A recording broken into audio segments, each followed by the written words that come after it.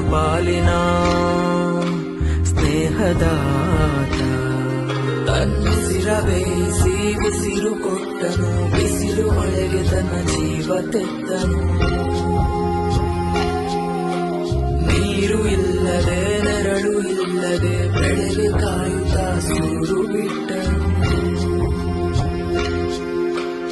ಅನ್ನದಾತ ಅನ್ನದಾತ ನಮಗೆ ನೀವೇ ದೇವದೂತ.